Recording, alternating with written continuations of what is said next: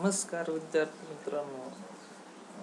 आपले स्वागत आहे नवीन माझ्या यूट्यूब चॅनलवर एम पी सी हबवर. तर आज आपण RTO 2020साठी असणाऱ्या सिलेबस थोडंसं ॲनालिसिस करणार आहोत. तर आजचा विषय आहे सर्वात सोपा. आज पहिले सोप्या विषयापासून सुरुवात करूया. तर हायड्रॉलिक्स पॉईंट 4मध्ये हायड्रॉलिक्स हा विषय आहे, फ्लुइड मशिनरी. त्यासाठी 20 क्वेश्चन येतात 150 पैकी, जसे काय आपल्याला माहितीच असेल. याच्यात टोटल पॉईंट्स बघितले तर टोटल आहेत 1 2 3 4 5 6 7 पॉईंट आहेत टोटल. तर आपण RTO 2020मध्ये कोणत्या पॉईंटवर किती क्वेश्चन आलेले ते बघणार आहोत. तर पहिला पॉईंट आहे फ्लुइड अँड देअर प्रॉपर्टीज. तुम्हाला हे सर्व point RK-Bansal point two point भेटून जातील आणि डिटेलमध्ये भेटून जातील. त्यामुळे तुम्हाला या विषयासाठी RK-Bansal सोडून दुसरं कोणतंही पुस्तक वापरण्याची गरज नाही आणि जास्त पुस्तकं वापरतही बसू नका. कारण तुम्ही स्पर्धा परीक्षा करत असाल तर कमी पुस्तकं जास्त रिव्हिजन ठेवली तर या विषयात तुम्हाला 20 पैकी 20 मार्क मिळून जाऊ शकतात. तर आपण पहिल्या पॉईंटचं ॲनालिसिस बघूया. पहिला पॉईंट आहे फ्लुइड अँड देअर प्रॉपर्टीज. तर 2017च्या पेपरमध्ये RTO मेन्सच्या याच्यावर 5 क्वेश्चन विचारले गेलेत. त्याच्यात पहिला क्वेश्चन होता युनिटवर विस्कॉसिटीच्या युनिटवर होता. रेनॉल्ड नंबरवर एक क्वेश्चन होता. चीजीस कॉन्स्टंट याच्यावर एक होता. मेक नंबरवर एक होता. तर थोडंसं बेसिक या पॉईंटमधलं गेलं तरी खूपच बारीक पॉईंट आहेत. त्यामुळे हा एक पॉईंट महत्त्वाचा आहे सर्वात. त्याचे 5 क्वेश्चन आलेले. त्या खालोखाल बघाल तर दुसऱ्या पॉईंट बघूया, लॅमिनार आणि टर्ब्युलंट फ्लो. या पॉईंटवर 2017ला 4 क्वेश्चन येऊन गेले 20 पैकी. ते 4 क्वेश्चन बाउंड्री लेअर थिकनेसवर एक होता. अजून velocity distribution through the round pipe आणि average velocity of the flow विचारले गेलेले. असे 3 क्वेश्चन. आणि थ्रू द राऊंड पाईपमध्ये त्याच्यात वेलॉसिटी डिस्ट्रीब्युशन कसं असतं किंवा मग शिअर स्ट्रेस डिस्ट्रीब्युशन कसं आहे ते एक विचारलं जातं लॅमिनार आणि टर्ब्युलंट फ्लोमध्ये. की जसे की लॅमिनारमध्ये पॅराबॉलिक असतं, टर्ब्युलंटमध्ये लॉगॅरिथमिक असते.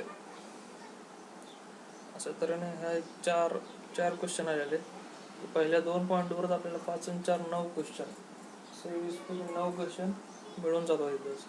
तिसरा पॉईंट आहे बर्नॉलिज इक्वेशन. हा एक महत्त्वाचा पॉईंट आहे.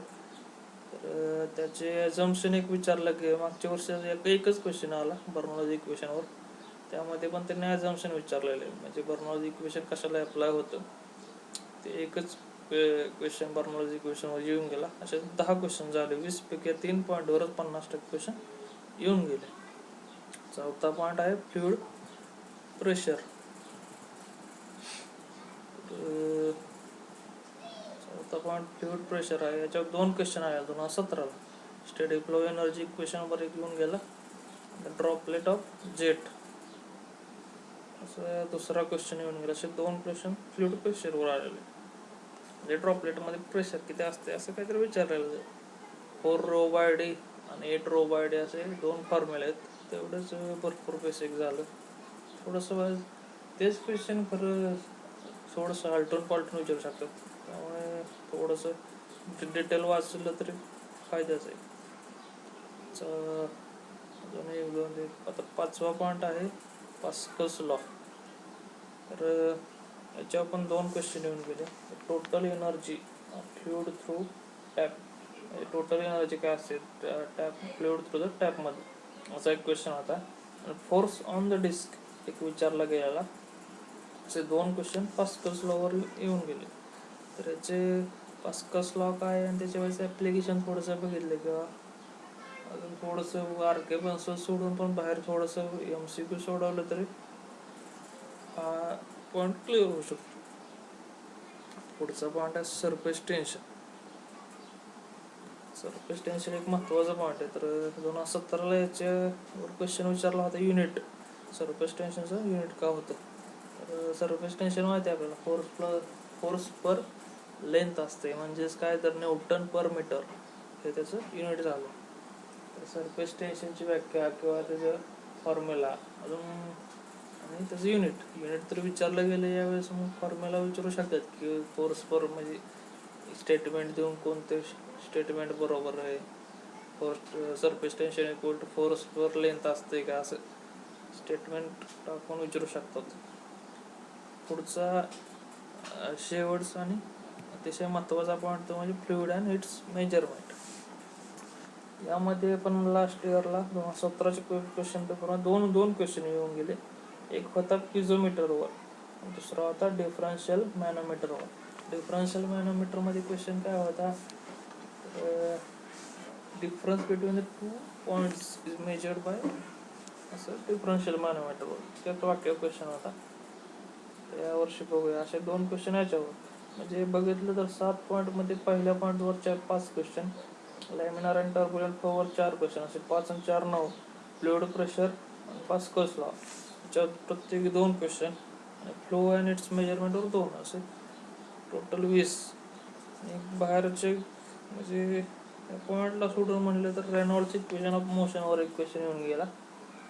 लॉस ऑफ हेड एक क्वेश्चन आलेला, म्हणजे पॅरलल पाईप्स इन सिरीज याच्यामध्ये लॉस ऑफ हेड काय असतंय असं. आणि सी डीची एक व्हॅल्यू कोएफिशियंट ऑफ डिस्चार्ज हे एक महत्त्वाची एक फॅक्च्युअल डाटा आहे. तो एक पार्ट करून ठेवा, म्हणजे कोणत्याला किती सी डीची व्हॅल्यू असते ते एक महत्त्वाचं आहे. अशा तऱ्हेने हायड्रॉलिक्स फ्लुइड मशिनरी तुम्हाला आर.के. बन्सलमध्ये भेटून जाईल. तेवढं केलं तरी तुम्हाला 20 पैकी 18-19 क्वेश्चन बरोबर येतील असं स्टडी होईल. त्यामुळे बाहेरचं जास्त करण्याची काय गरज नाही. अशा तऱ्हेने आपण रोज एका विषयाचं डिटेल ॲनालिसिस करणार आहोत. तर याच्या पुढे पण बघूया आपण. आणि लवकरच आपली RTO 2020वर एक टेस्ट सिरीज लॉन्च करत आहोत. ती 15-1 दिवसात लॉन्च करेल. तर ठीक आहे, आपले असेच कष्ट राहू द्या आणि आपले नाव लिस्टमध्ये येईल यासाठी प्रयत्नशील राहा. धन्यवाद.